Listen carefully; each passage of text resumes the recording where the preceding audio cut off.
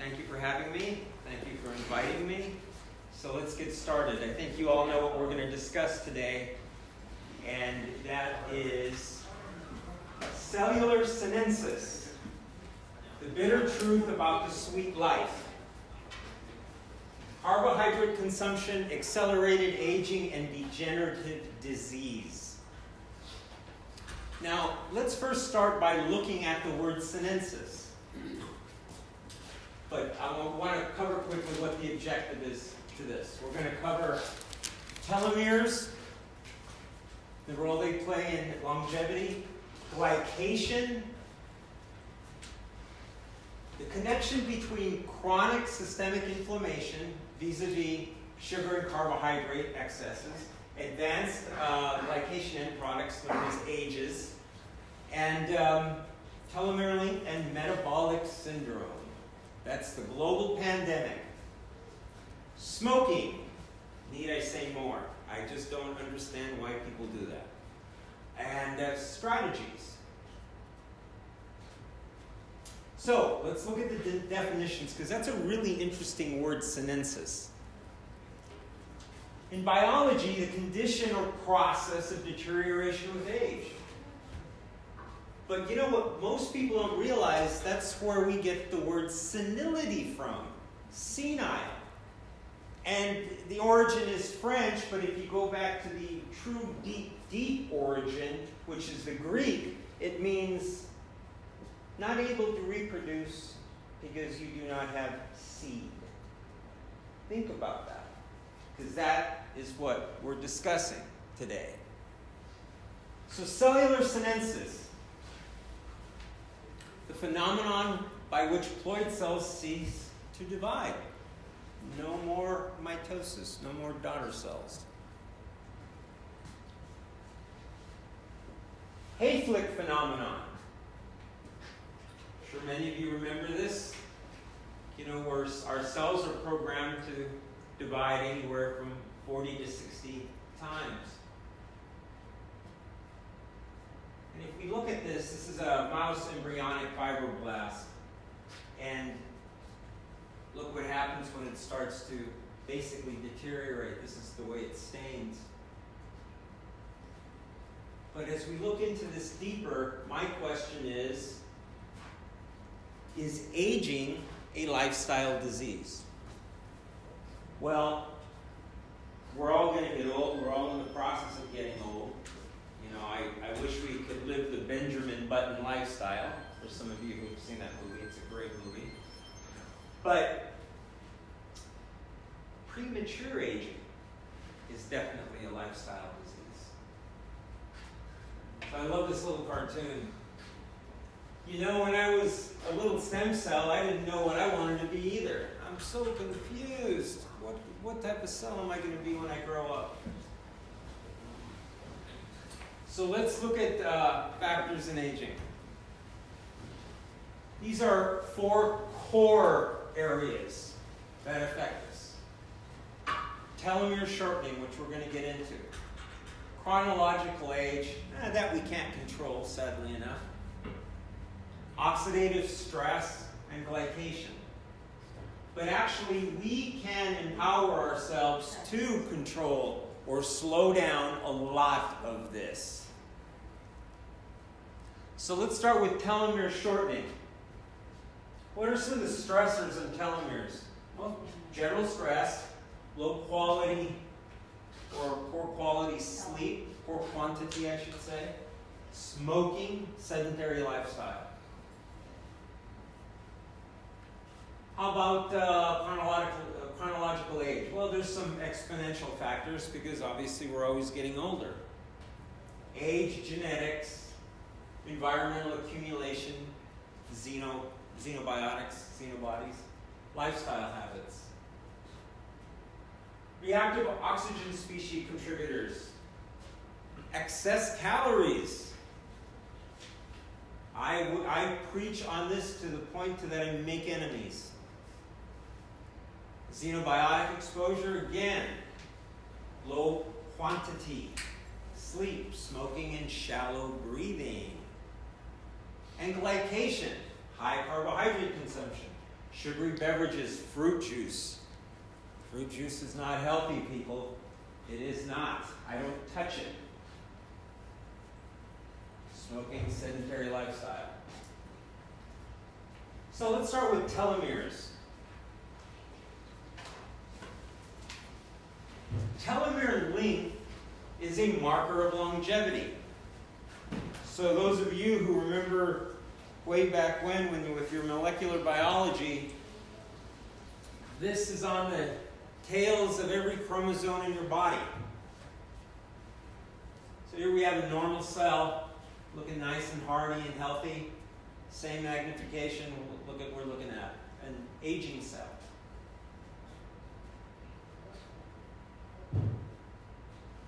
Telomere length is a marker of longevity. This is a well-established fact. Some of the world's top molecular biologists have long established this.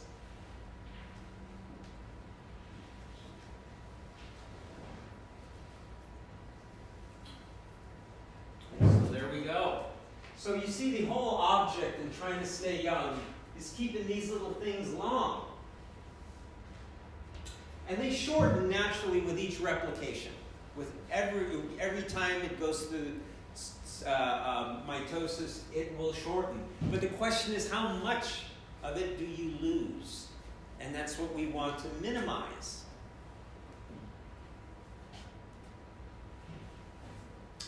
And obesity plays a tremendous part in this.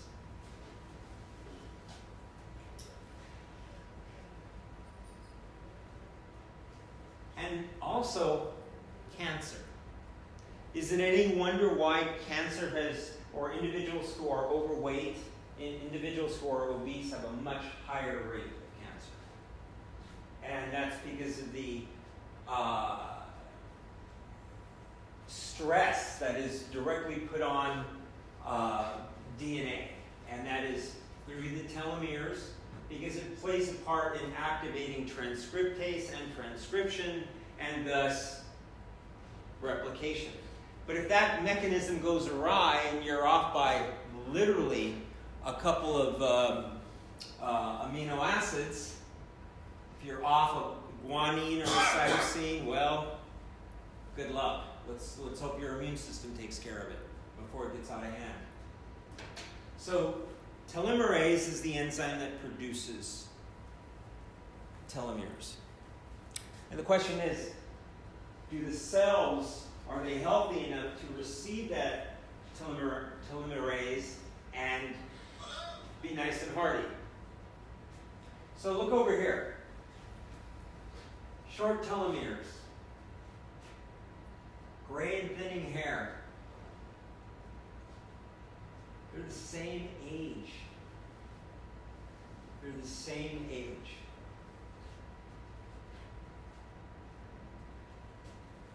And all of these conditions here, well, I shouldn't say all of them, I'm exaggerating, 95% of them fall into the category of degenerative disease. Cardiovascular, cancer, COPD. I won't list them all, but so many of these are degenerative diseases. Even HIV/AIDS. Yes, we know a virus is what's the cause of that, but if the person is aging prematurely, that's when all the opportunistic infections jump on board like it's a free train. So telomere length is a marker of longevity. I dig this little cartoon. I tried to find a pair of chromosomes with a walker, but it didn't exist. Glycation. Now this is what I preach on. And you'll see how it all comes together. How one affects the other, and it's like a dog chasing its tail.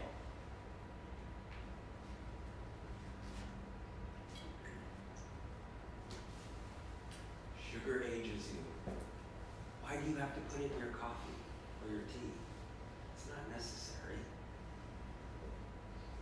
Because what I'm about to show you, I hope, will have such a dramatic impact on some of you, you will stop using sugar. Sugar accelerates aging process by as much as smoking does. Drinking a 20-ounce sugary beverage every day is linked to 4.6 years of additional aging. I don't call that the sweet life. I call that the anti-life. And this is the study. Regular consumption of sugar-sweetened sodas might influence metabolic disease development through accelerated cell aging. That says it all right there. I don't need to get into the specifics. There's another one. Diet derived. This was just in general. The other one was specific to soft drinks. Now you heard me say I don't even drink fruit juice. Everybody thinks fruit juice is healthy. Well, you're tampering with Mother Nature, and that's something I wouldn't want to tamper with. Because let's say you're having a glass of orange juice, and even you make it yourself. How many oranges does it take to make that orange juice? 3, 4? Why don't you just eat them? 4 oranges. Because who's going to eat 4 oranges, right? It's not natural. It's concentrated. Then on top of it, you've taken it out of that beautiful package that Mother Nature provided, which is full of fiber, which slows down the absorption of the sugar in that fruit. Now, most soft drinks contain high fructose corn syrup. And people think, it has the word fruit in it, it must be good. It is poison. Because first of all, 99% of fructose, whether it's powdered crystalline fructose or high fructose corn syrup, it's derived from genetically modified corn. It's derived from corn that's been genetically modified to make the cattle bigger. Now it's making you bigger. And the other thing is, so many times I get people saying, well, but doctor, you have to be wrong. It has the word fruit in it. Fruit has fructose in it. Fruit has maybe 3 to 5% fructose in it. There's glucose, there's dextrose, there's pentose, I can go on ad nauseum. It's not just fructose. And here's the real killer. Fructose is the only sugar that requires hepatic metabolism, not pancreatic metabolism. Insulin has no control over fructose. Insulin has control over glucose, obviously, but no control over fructose. Why? Fructose has to be metabolized by the liver and converted into fatty acids. Then it goes into glucose eventually if you're taking it out of your adiposity or your visceral fat. So in other words, it's kind of like going around your back to scratch your elbow. It doesn't make any sense. And especially when a person's consuming it in such concentrated amounts. Even if they're juicing their own fruit, or, God forbid, they're drinking, a can of Coke. So I'm so anti-sugar, like I say, I make a lot of enemies. But the other thing is, if you had to choose between a teaspoon of fructose and a teaspoon of sucrose, by all sakes, reach for the sucrose. It's a disaccharide, so the body has to split it into a glucose and a fructose. So that alone buys you time, so to speak, the fact that it has to be cleaved. Now, there's so many papers out there, and especially when the fructose craze started about 25 years ago, more like 35 years ago, it doesn't have an impact on your blood sugar. They were only testing blood sugar. They're correct. Your blood sugar doesn't go up as quickly on fructose. But what it does to what's known as glucose load is absolutely toxic. Okay? There's blood sugar going up. A bunch of insulin gets released out of the beta cells, and it falls down. But glucose load is like a ticking time bomb. And that stresses out the liver, And that's why non-alcoholic fatty liver disease is prevalent with people who consume a lot of soft drinks. But we're going to get into that, and I'll show you the evidence, a small fraction of it, so you don't think I'm just some nutcase. So, fructose glycates like crazy. But so does excessive carbohydrate, period, whether it's roti or naan or rice. Where I'm from, our problem is corn and wheat. You know, we're not, the United States isn't a huge rice consumer, but we're still very much starch addicts. So, when it comes to your ages, your advanced glycation end products, we have to keep in mind that it's this. Remember high school chemistry, the Maillard reaction, what happens when you throw sugar on a hot skillet? Well, this is happening to your insides. This is what destroys kidneys in diabetics. This is what causes neuropathy in diabetics. I can go on and on ad nauseum. But guess what else it does?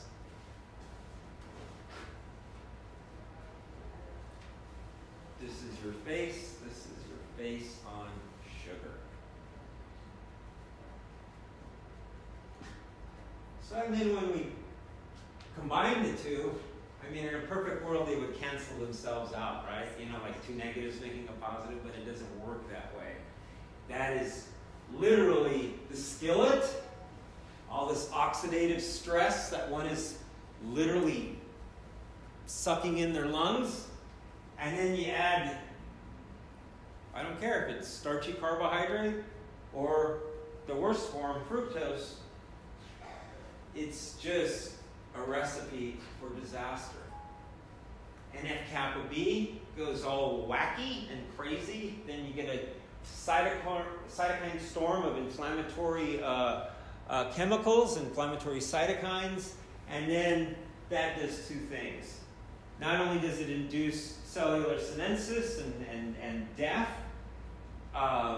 cellular aging, it also feeds cancer cells. Remember that previous slide with the telomeres? It's a dog chasing its tail. The question is, do you want to chase the tail clockwise or counterclockwise? Senescence and senility available in a bottle and can for your convenience.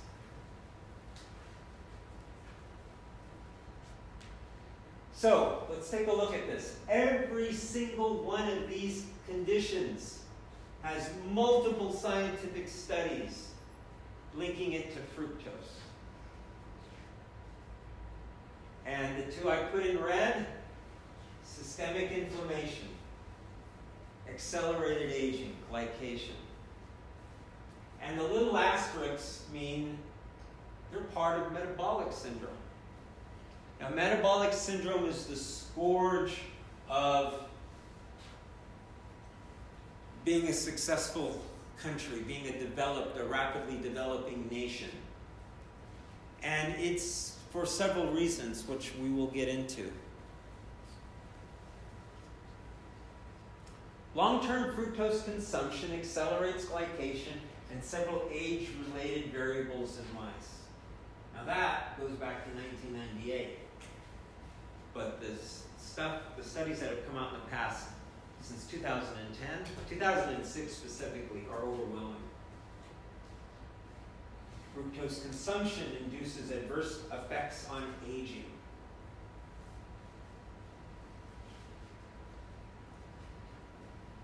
Sugar-sweetened beverage. Now look at this pathway, how it works.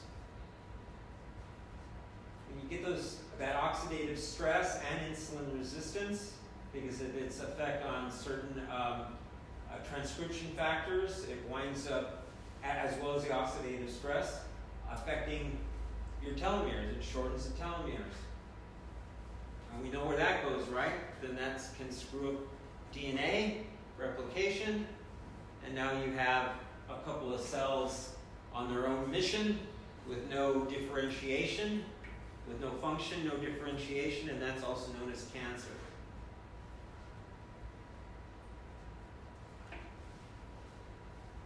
So this is why I say, and I'm sure you all know, A1C is so much more important than glucose, blood glucose. When I hear a person say, "Oh no, doctor, my blood sugar runs a little high, but it's still in the normal level," and I'm looking at them and I can tell, "My God, you're a diabetic. I bet your A1C is well past 6." That is the marker of long-term damage. So here we have another one. Fructose, a key factor in the development of metabolic syndrome and hypertension. It's a very interesting study. They had, I don't know how many people were in the study, but they had, the age range was from like 12 all the way up to 68. And they had them just sit down, took their blood pressure, gave them, I think it was 7-Up, but either way, it's because they didn't want to give something with caffeine in it. And 7-Up, high fructose corn syrup. Came back 20 minutes later, and every single person, they were still sitting. Their blood pressure went up. Why? Induction of inflammation.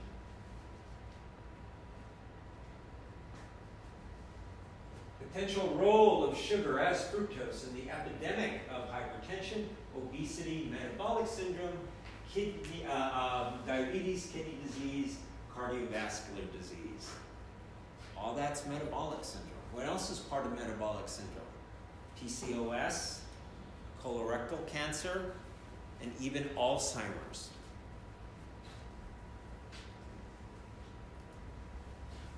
I won't read all this to you. I think you're getting the point. This is 2008. 2011, directly regarding hypertension. Clinical and epidemiological studies have also linked fructose consumption with hypertension.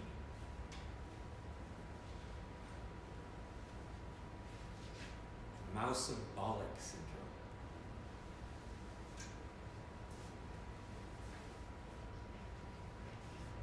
Glucose, fructose in the water. Frightening, huh? That's why I call it mousabolic syndrome. So let's take a deeper look at AGEs, advanced glycation end products.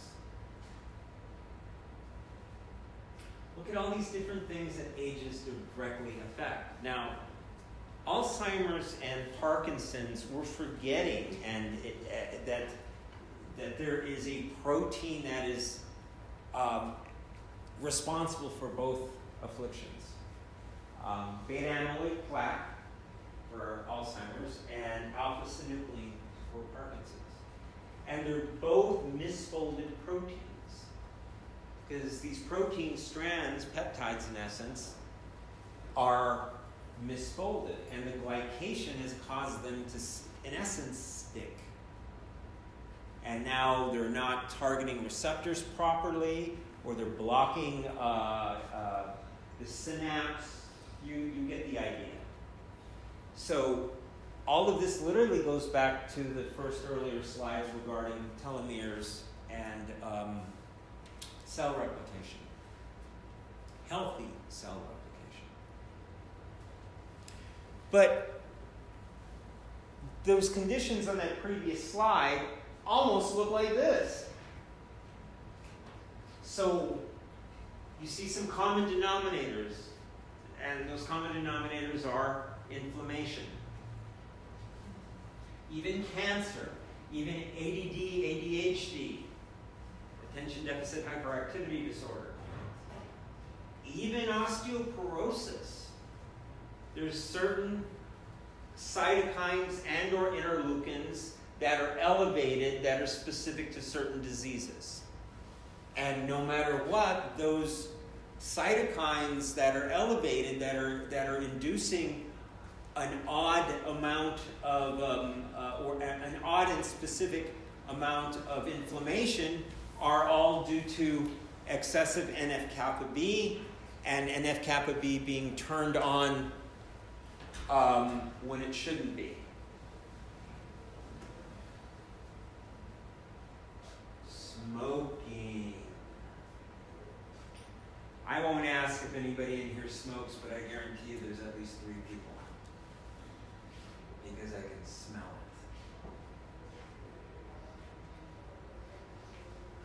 Cigarette smoke induces cellular senescence. Now, I won't read all this to you, but I will highlight this.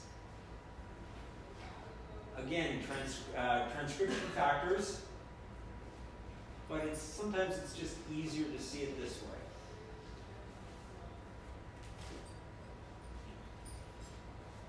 And then what happens here?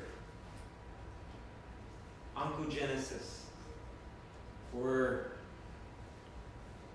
that cell has gone awry, where the DNA has gone wanky, and now it's producing some cells that have no purpose and no self-limitation. So in other words, that's the beginning of a tumor. That's the beginning of cancer.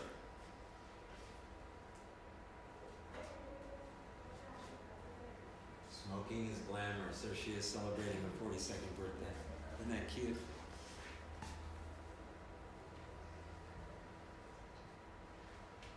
Diet and lifestyle.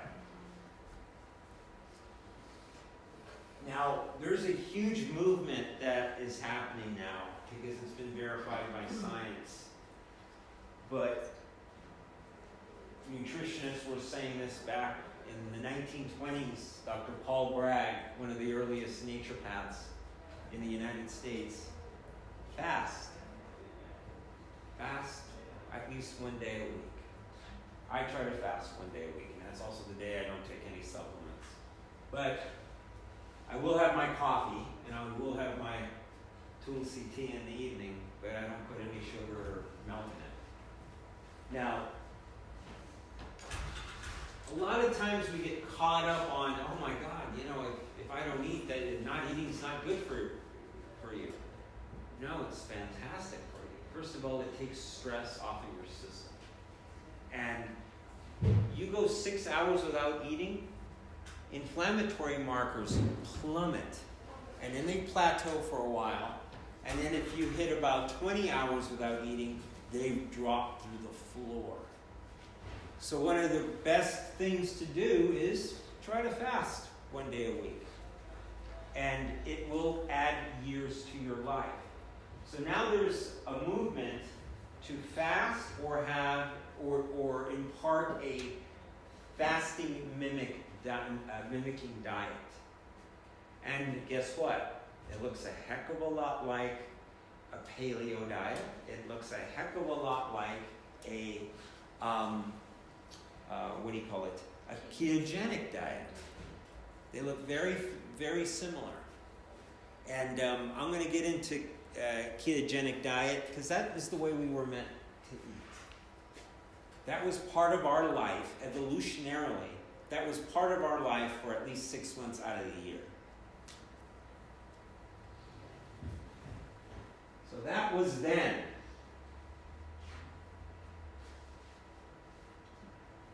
This is now. We get too much calories, and we have carried our cultural ways of eating when our lifestyle hasn't changed. You can get away with a lot when you exercise regularly. When you're out there growing the food you're going to eat, the amount of calories that that are burnt are overwhelming. So it balances each other. And the other thing is, now we live with food everywhere. Food is ubiquitous. And we're always sitting, you know. But our lifestyle, the way we work today, has not changed. I'm saying that backwards, I'm sorry. The way we eat has not changed commensurate to the way we work. So we hold on to this tradition of eating a certain way, but boy, we don't want to work that way. We want to work the easy way. Well, you can't have them both because one will catch up with you. So for the most part, we eat too much and we move too little. 100 years ago, the average person was walking, at least this is a United States statistic, 25,000 steps a day. That's about, depending on your stride length, that's around 16 to 18 kilometers a day. The WHO, the World Health Organization, states that everybody should walk at least 10,000 steps a day. So again, doing the math, and depending on the length of your stride, it's going to be anywhere from, around 6 to 8 kilometers. Now, when I give this lecture, when I say this, like I spend a lot of time in Malaysia. Sami Direct has an office in Malaysia. Malaysia is the most unhealthy country in Southeast Asia. The obesity is almost at 50%. It's overwhelming. And we also have an office in Vietnam, the healthiest country in all of Asia, not just Southeast Asia, all of Asia. And night and day difference. They love to walk. They love to exercise. And I even have these slides comparing the average Malaysian meal next to the average Vietnamese meal. And the first thing that screams at you is the colors. You want to eat by the colors. The brighter the colors, the more vibrant the colors, the reds and the greens and the this and the that, the better your diet is. If the food on your plate looks like motor oil on cardboard, you're not eating right. And it will take a toll on you.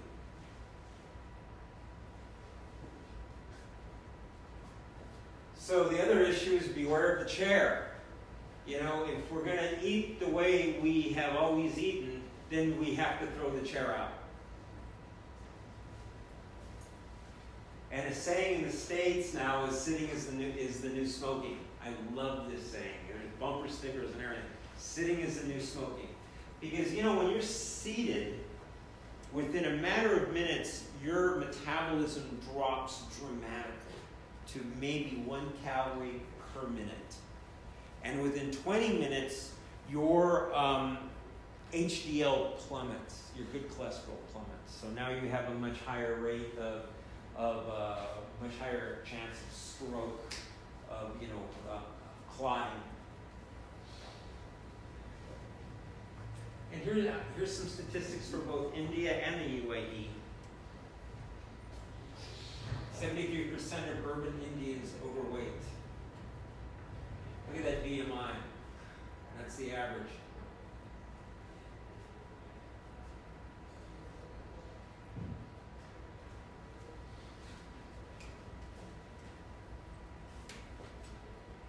Abdominal obesity, visceral fat.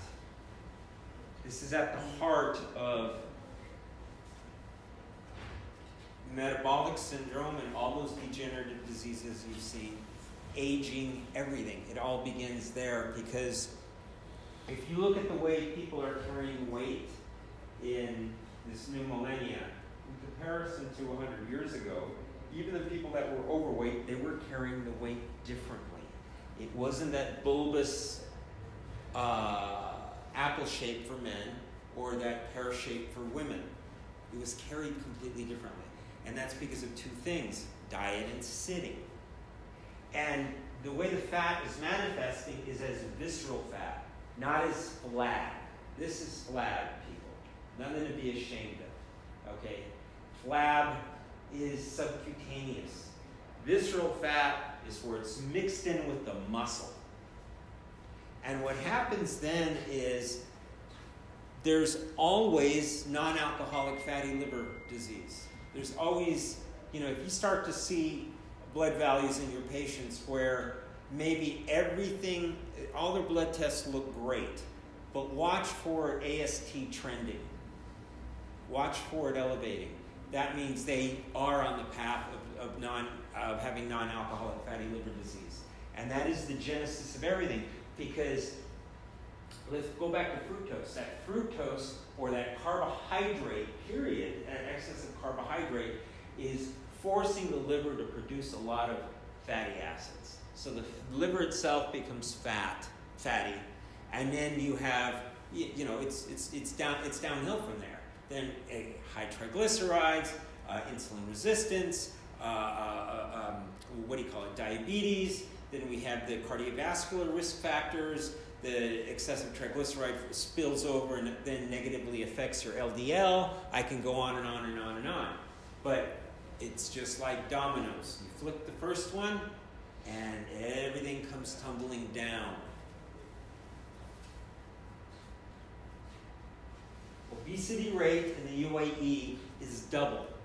So this part of the world has this unique fact that obesity advances in this part of the world twice the rate of even Malaysia. They might be the most overweight in Southeast Asia, but the rate that this country and this part of the world is advancing towards severe obesity is frightening.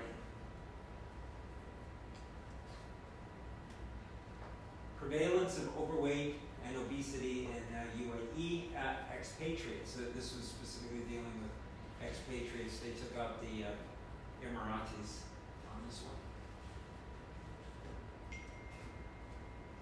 So, contributing factors to obesity, premature aging, degenerative disease, and metabolic syndrome. This is the one that gets me the most. This is the one that just really irks me. Because man is the only animal that does this. Man is the only animal that eats by the clock. Because honestly, I've never seen a dog wear a watch. I've never seen any animal say, oh boy, look, it's noon, I have to eat now. No, you don't have to eat. Most people have no concept what hunger feels like. You think your cravings are hunger, and it's not. And one of the easiest ways to know what a craving is if you're wanting a specific food. And 9 out of 10 times that food will be starchy. Not many people will say they crave a piece of meat or even dairy for that matter, but most people will say they want something sweet or starchy. And they confuse that with hunger. That's not hunger. That's a completely different lecture that I often give, and that's based in neurology and addiction, honestly.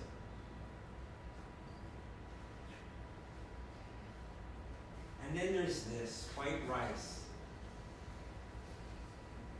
Now, again, I spent a lot of time in Malaysia, and rice on the Malaysian dish, they're also the heaviest consumers of rice. And I have gotten sharp objects thrown at me when I tell them about this, that the reason why their country's in such bad shape is the rice addiction. And they don't believe it, so then I bring up a couple of studies. Here we only have one, because this isn't about diet per se. But again, it's that disproportionate consumption of carbohydrate that's not being burnt because of lifestyle. You can get away with a lot with exercise. You can get away with so much with exercise. I cannot emphasize that. But do we do that? So what are some strategies to slow down the aging process? Because the minute you start concentrating on slowing down the aging process, you're going to slow down the degeneration process, which degenerative disease, degeneration. So what are some strategies? Well, I know everybody wants to take a pill, but here's where it actually starts. So let's take a look at that graphic again. So how do we lengthen some of our telomeres? Antioxidant phytonutrients. Absolutely. Phyto, I'm not talking about a dog. I'm talking about plants, obviously. Caloric restriction. There's studies showing they cut calories and telomeres actually lengthen. Why do skinny people live longer? But yet we think, oh, they look so unhealthy. Well, you're not going to be saying that when that person outlives you for 20 years. Exercise, meditation, yoga, deep breathing. How about the stuff that's hard to control? Well, you can boost it up a bit. Fasting, caloric restriction, stress management, exercise. Oxidative stress. So you see a lot of repetition here, because this is healthy lifestyle and glycation. What is anti-glycating? Fasting, paleo and ketogenic exercise. So let's talk about paleo and ketogenic. Again, as I said earlier, we're now living where food is ubiquitous. It's everywhere, food. Fruits are everywhere. Any time of the year, day or night, 24/7, 365. That's not natural. Fruit is seasonal. Grain is seasonal. Foods are seasonal. So it was normal for man to go long periods of time without fruit or without certain grains, and we were running after our food, right? We were running after our food, and we were living off of animal flesh or animal byproducts. So what does that immediately leave you in? It leaves you in a ketogenic diet, right? Am I making sense? Did I put everybody to sleep? It's so quiet in here. So again, part of the year we had to live off of animal and or animal byproducts, while fruits came back into season, while grains grew up from Mother Earth. So we literally spent X amount of months every year in a paleo/ketogenic diet, whether we wanted to or not. It's called survival. And during this process, we didn't know it, but we went through a lot of internal cleansing. And then spring comes, and the trees start bearing fruit, and now we have corn, and we have this, that, and the other, and we get ready for winter. In other words, we pack on some pounds, okay? And we live the good life. So that was part of the cycle, okay? Whether the grains were being farmed, we were out there farming it. We were burning calories. Okay, that's all gone. We either had to build up some stores for the cold months, or the months of not famine, but of the skinny months, shall we call it? And we had to chase and work for our food. We're not working for our food anymore, is my point. And I have a saying, if you don't earn it, you won't burn it. It will burn you. Inflammation.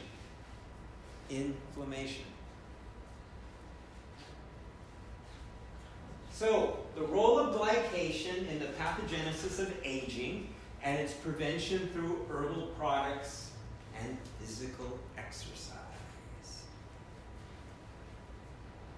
Down here it just says, conclusion, the inhibition of advanced glycation end product formation and accumulation in tissues can lead to an increased lifespan. So, how about supplement-wise? Now, those of you that, most of you don't know me, but Rajesh and Ajef and Leah, Dr. Prasant, they could tell you how many supplements I take a day. It's somewhere in the area of about 40. I practice what I preach. I also just turned 52. And I've never dyed my hair a day in my life. And I exercise every day. I don't touch fruit juice, let alone that poison in a can called soda pop. But it really will benefit you if you do this. And my blood tests turn out wonderful. My glycation is non-existent.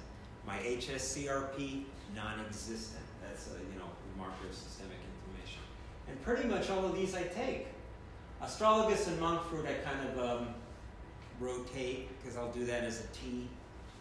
But curcumin, very, very top of the list. We're going to see some interesting studies on curcumin and telomeres. Fascinating. The wisdom that this botanical has is absolutely fascinating. Carotenoids, lycopene and beta-carotene, coenzyme Q10, I take 300 milligrams a day. Vitamin C, I take 3 to 6 grams a day. Omega-3, I make sure I get 1,000 DHA. Now I know some of you are vegetarian and you will not allow yourself to have fish oil. That's fine, I respect that. But just do yourself a favor and reduce your omega-6 intake. We need omega-6s, but when they're out of balance with omega-3s, what happens is they become pro-inflammatory. Now there are sources of omega-3s from vegetable-based sources, but you won't get any DHA in it. It's all going to be ALA. But it's interesting. There was a study, I didn't include it in this, but it's called Why Curcumin is a Vegetarian's Best Friend. The reason being is because the ALA, which is an omega-3, that you're getting from nuts and seeds,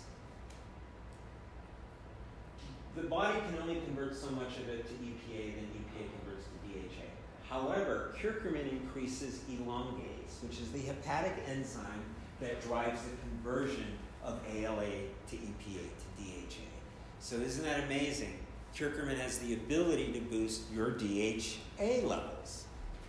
So very, very, very interesting. Bioflavonoids, rutin and hesperidin. I hate pronouncing this, astaxanthin. Mitochondrial preservation. You want to really slow down the aging process, take astaxanthin and CoQ10. Preserve the mitochondria. Nicotinamide riboside, the brand name is Niagen. This is going to be huge. Astragalus, many studies directly showing that one of its triterpenes will dramatically increase your telomeres. And monk fruit, the longevity fruit that was grown specifically for emperors and royalty of the Chinese of China, and if a peasant was caught even chewing on a leaf, it meant death. So here we have our product, which is the king of all curcumins. When I first met Dr. Majid back in 92 or 93, I met him regarding a different herb, Coleus forscoli, but as I was leaving his office, he gave me his first publication on curcumin, and he said, Mitch, someday this is going to be big. Everybody has a curcumin product now, but the sad irony is that, or maybe it's a compliment, is they've all copied or have attempted to copy our standards. The Sami Sabinsa Group was the company that brought standardized Ayurveda to the United States and actually to the world. And standardization is so important with botanical medicine, especially these days, for the simple fact that we have to remember that a botanical is not like a drug, and not for obvious reasons, because a botanical is natural and a drug is synthetic. That goes without saying. But what we forget is A drug is a single molecule. It's a fine chemical. Therefore, the weight, the potency is regarding that fine chemical. But with botanical medicine, you can have an herb that has anywhere from 300 to 10,000 different molecules just within that one plant. Some of them are biologically active, physiologically active. Some of them are stimulating. Some of them are just the opposite. Hence an adaptogen like Lithania, meaning obviously ashwagandha. So standardization is so important, and that's what Dr. Majid brought to Ayurveda, hence his nickname, the father of modern molecular Ayurveda. Because now, if what you're taking is consistent, where the active component of that herb is kept consistent, then we know that there's going to be efficacy, right? It's going to be consistent. You're going to have consistent patient outcomes. So Dr. Majid and his team were the ones who established the now what is embraced as the global standard of 95% curcuminoids. Okay, and the three principal curcuminoids within the product. Now, remember what I was saying about telomeres and curcumin. This is fascinating. Now, we want to lengthen our telomeres, and that's dictated by the enzyme telomerase. But curcumin has the ability to, in a healthy cell, increase your telomeres, but in a cancer cell, do just the opposite. Because that cancer cell is replicating and replicating and replicating. It's almost like it has an endless amount of telomeres vis-a-vis too much telomerase. So here we have this herb that has the wisdom to say, aha, you're a healthy cell, but you're aging a little fast. Let me help you out. You're a cancer cell. I got to shut you down. That is brilliant. Telomerase inhibitory effect of curcumin, cancer. And this was specifically regarding brain cancer. And once it induced that, then we had apoptosis and full-blown cell death.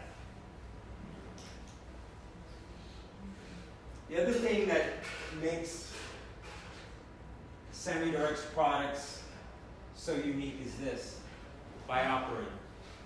And again, it was Dr. Majid and his team, they were the first to standardize pipermethrin, black pepper. And standardize it specifically for the alkaloid, piperine. And piperine has been showed in multiple human blood studies to act as a very potent bioavailability enhancer. Whether it's vitamin C or beta-carotene, whether it's a phytochemical or a trace mineral like zinc or selenium, or a metanutrient like coenzyme Q10 or lipoic acid, it increases its bioavailability. So your retention, your absorption and your retention is much greater. So you get more bang for the buck, as they say. And I find it very interesting that, curcumin itself is very difficult to absorb. A very small percentage of it is absorbed. However, isn't it brilliant that every culture that cooks with turmeric, curcumin, also throws pepper into whatever they're making, whatever curry or whatever they're making. So obviously there's some wisdom. But again, Dr. Majid and his team figured that out, but figured it out on a molecular level. Because one of my roles with the company is to go to all these countries. Doc has given me the moniker, the nickname Medicine Trekker. And thankfully I've been able to set foot on 81 countries. And I'll go out looking for various things for him. And I can tell you one thing. I'll give you an example. Pepper, black pepper. From Vietnam, its level of piperine is much lower than North India or Cambodia So this is why standardization is really, really important.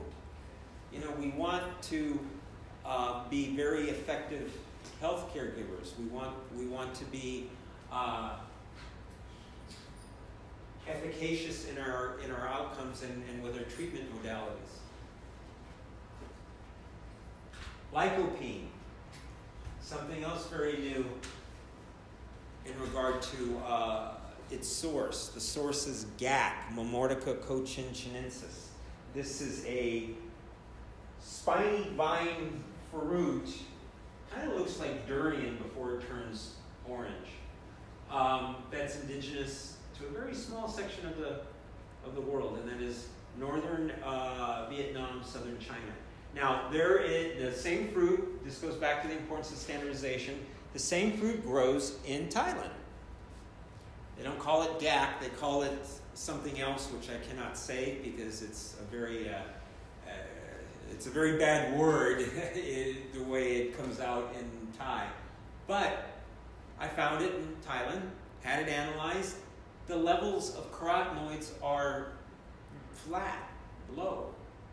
But if you get the species, actually it was the same species, but if you get the one that grows in southern China, northern part of Vietnam, it's very rich in all your carotenoids, lycopene, beta-carotene.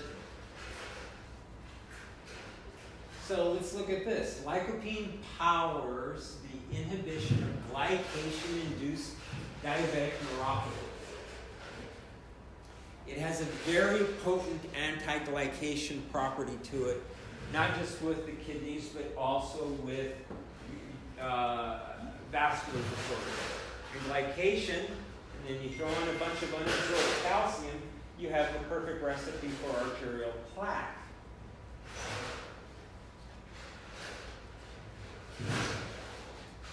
And GAC, the GAC fruit, is a source of lycopene, beta-carotene, and many other beneficial.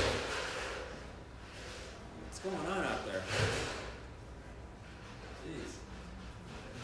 Many other beneficial carotenoids. We've also added BioPerine to again increase its absorption.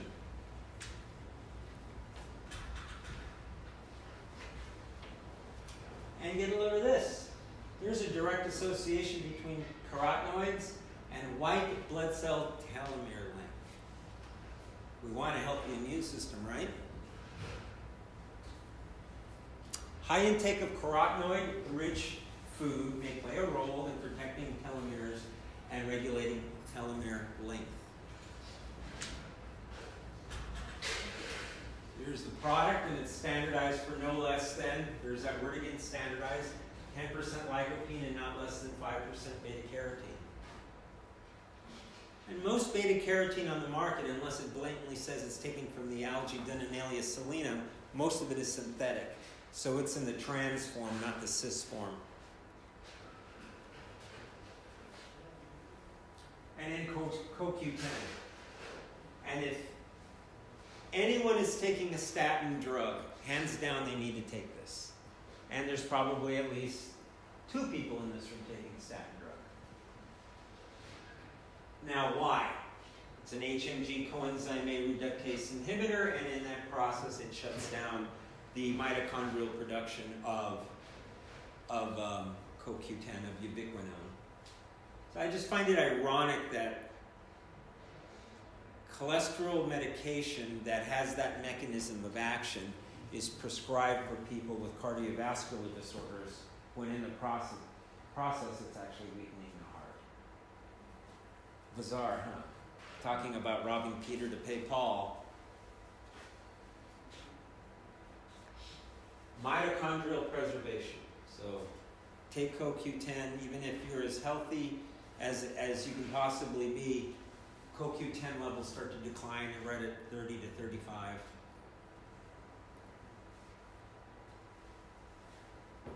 And again, it is very anti-glycating.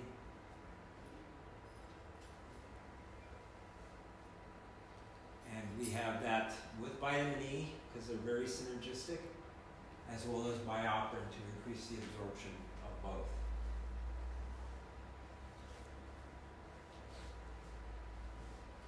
And this is one of my favorite areas about CoQ10. I'm very excited about research from the neck up.